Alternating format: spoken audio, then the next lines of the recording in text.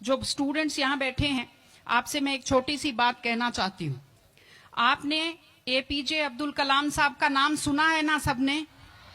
हाँ, कलाम साहब ने एक बात कही थी कि in the very old times the world was driven by the muscle power, after that it was driven by money power, and now it is being driven by the power of knowledge. यानी पहले शरीर की ताकत से दुनिया चलती थी, उसके बाद कुछ दिन पैसे से दुनिया चली, और अब दुनिया कैसे चलती है? ज्ञान की ताकत से चलती है। आज अमेरिका और रूस, फ्रांस क्यों हमसे आगे हैं? उनकी जनसंख्या भी कम है, शायद वो मेहनती भी हमसे कम हैं, लेकिन वो हमसे क्यों आगे हैं?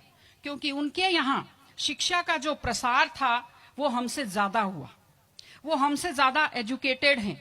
हम लोग प्राचीन काल में हमारे यहाँ बहुत अच्छी यूनिवर्सिटी थी, नालंदा यूनिवर्सिटी थी, तक्षशिला यूनिवर्सिटी थी, लेकिन जब मध्यकाल आया तो हमने अंधविश्वासों पर ज्यादा ध्यान दिया और जो नॉलेज था साइंस का उस पर हमने कम ध्यान दिया, इसलिए हम विश्व में पिछड़ गए।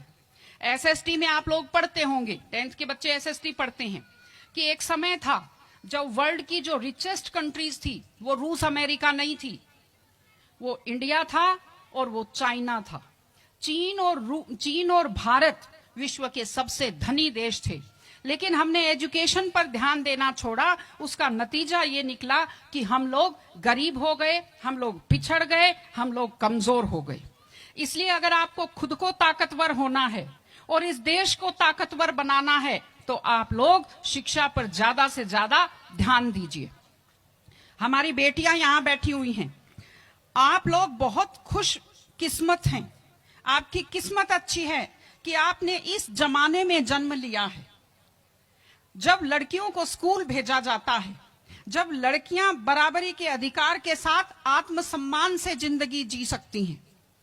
मैं अभी सोफे पर अकेली बैठी हुई थी, फिर उसके बाद शिफा जी आए और फिर उसके बाद संतोष जी आए, तो हमें जगह हमारी बढ़ती गई। मैंने कहा भाई पुरुषों सिंहासन खाली करो, महिलाएं आती हैं।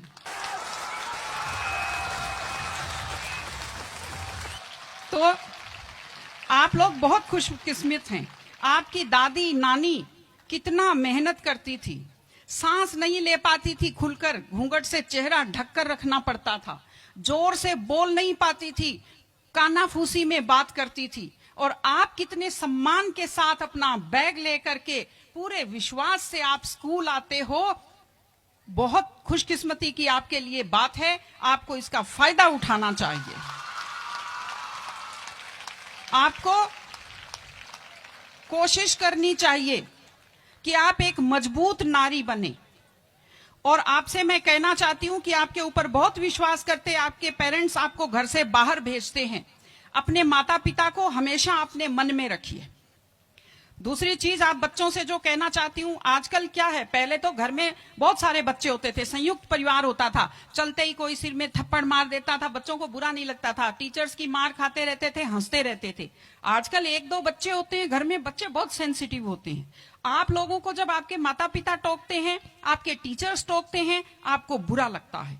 आपको बुरा नहीं लगना चाहिए, क्योंकि ये वो लोग हैं जो आपकी चिंता करते हैं। मैं आपको एक छोटा सा किस्सा सुनाऊंगी।